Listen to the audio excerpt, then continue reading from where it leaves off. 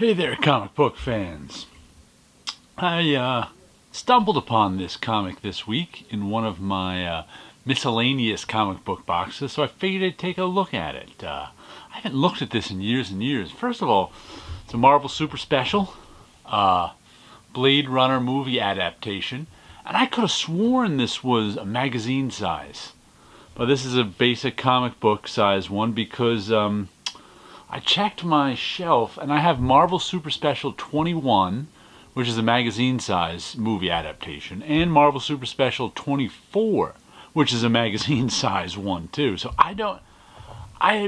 why this one was put out at comic book size, I'm not sure. Was it put out at magazine size too? Because often with these Marvel Super Specials, they'd put them out in a magazine format first, and then they'd put them out in a couple or a mini series of issues, like the first Boba Fett Star Wars one from Empire Strikes Back. The Empire Strikes Back Marvel Super Special was actually put out first, and then they put it into the Star Wars regular series. So that's why for years no one cared about that first issue of Boba Fett and the Star Wars monthly comic, because it was a reprint. Now people seem to have forgotten that, and everybody wants it.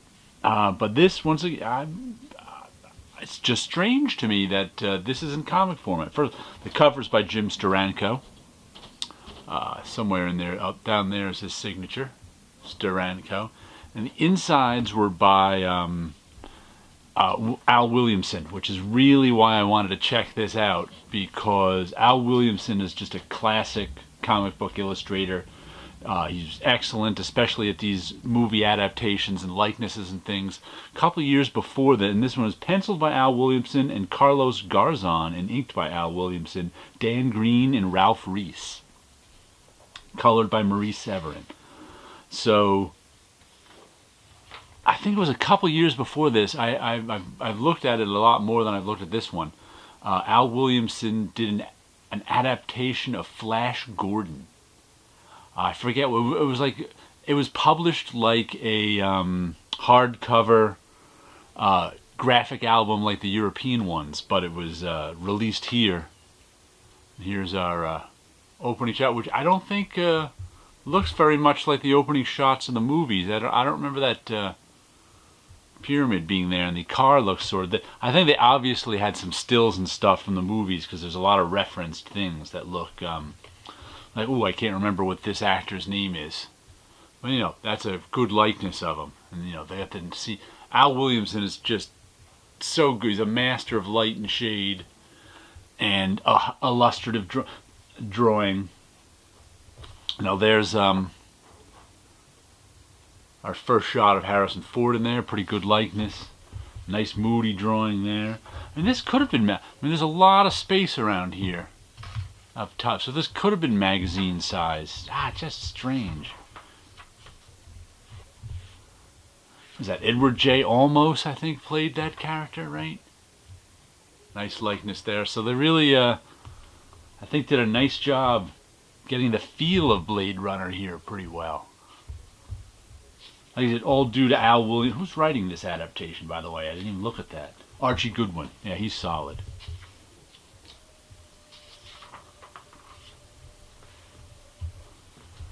I need the old Blade Runner magic.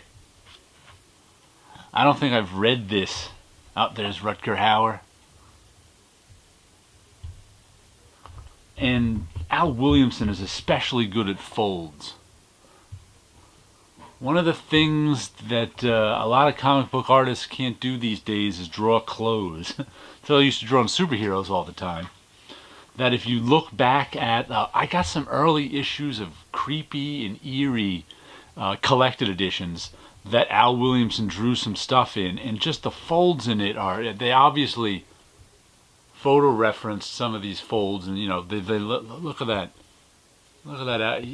Who else could capture that rumpled look but Al Williamson? You know, just the folds in this guy's shirt right here. There's a lot of another great look. They must have had the film or stills from it, because that's a solid likeness. Because a lot of times they how to do these movie adaptations from just about nothing. Ah, look at that scene. What was her name? Shawnee Young? I'm a big Blade Runner fan, by the way. That's why I can remember most of this stuff. I've seen the movie. I haven't seen it in a while, but I've seen it many times. All the different variations of it.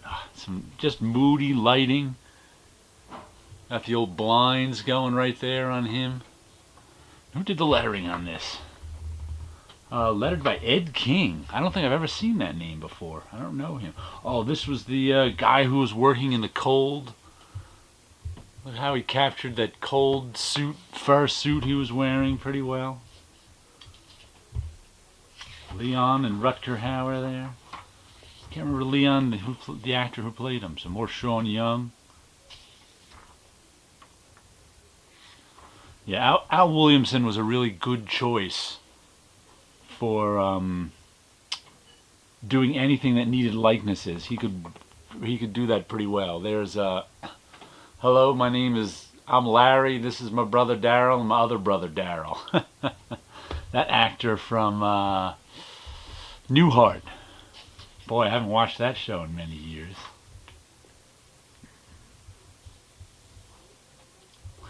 The woman with the snake scales all over her. Strangely orange.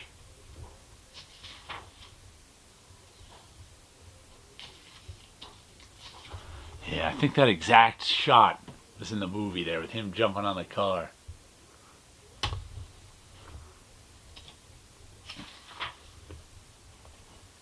More Sean Young. Or Leon, whatever that guy's name is. Character actor. Beating up Harrison Ford. Wow, it's funny because when I was thinking about, when I pulled this out, I'm like, oh, I should do a video on this. I'm like, I've been doing videos on old comics. I'm like, oh, you know what?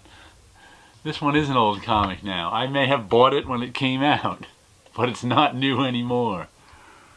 Oh, look at those, some more blind scenes. Al Williamson is just such a technician. He's one of the great illustrators of the cartooning world. Up there's, what's her name? Daryl Hannah as Pris. He can do so many different textures and look. Got the nice, her outfit there with the torn stockings. That's not easy to do. Double page spread. Some nice lighting down there. Wow. Oh, he even managed to capture a little bit that sort of that screen that they had. That was kind of low resolution. He did it in all lines. Look at those little lines he did in there to capture the look of that screen. That stuff. I mean, he just had such a vocabulary of marks to pull from. That's something you don't see a lot anymore. Here's that shot of him looking over. Still, he captures so many different textures and forms of the clothing. I mean, that coat is just completely different than the back of that car. Al Williamson was one of the true masters. He didn't really, after the 80s, I remember in the 90s he was inking a lot of John Romita Jr. on Daredevil. He was one of John Romita Jr.'s better inkers on them. But he's never quite gotten, I think, the recognition he deserves, because Al Williamson is one of the A-level talents. Oh, look at that beautiful drawing of Harrison Ford and Pris, Daryl Hannah.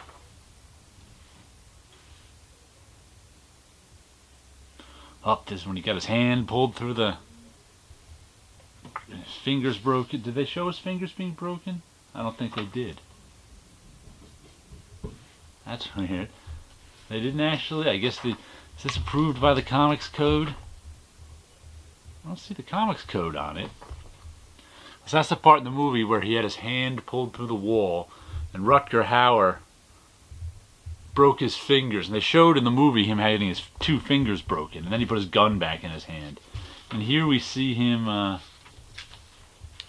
patching up his fingers, but we never actually saw them broken. There he is. They had the movie for this. There's no way that they're getting these visuals without the movie in front of them. Look at all the texture in these scenes right here. The building, the reflection in the water, the pipes down here. All good stuff.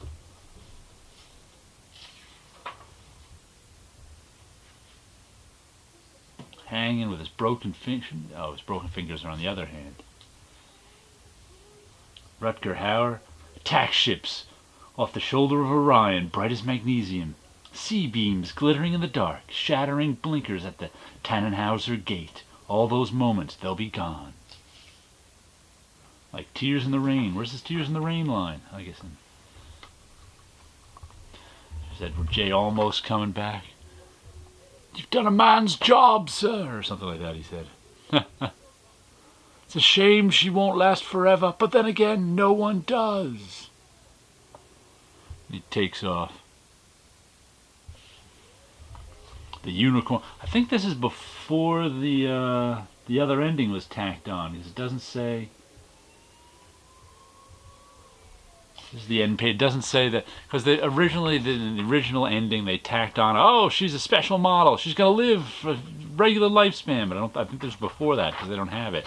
The other one, the movie ended. The first version of the movie, which wasn't released till the '90s, ended with just a scene in the wilderness. I think. And here, cast of credits.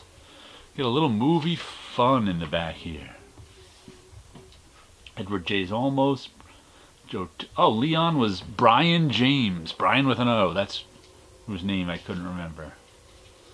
Epic Illustrated, a Visual Odyssey. Oh, behind the comics adaptation. Maybe they'll actually... Al Williamson, well known since the 50s for his contributions to the famous EC line of comics. Al is currently artist for the Daily and Sunday Star Wars. If you've ever seen Al Williamson's Star Wars, it's really nice. Prior to that, he drew Secret Agent Corrigan strip and the award-winning Flash Gordon comic book. Oh, that was the Flash Gordon adaptation I've mentioned before. Really nice. More recently, Al did the Empire Strikes Back movie adaptation as well as the one for the Flash Gordon film. Oh yeah, the Flash Gordon film adaptation was the one I told you. I guess he did a Flash Gordon comic book too. Blade Runner, a special album. Oh, look at this. I guess they had these pictures to work from. Maybe they made up some prints for him. Oh, they must have had this. There was that shot of him running over the car that we saw there.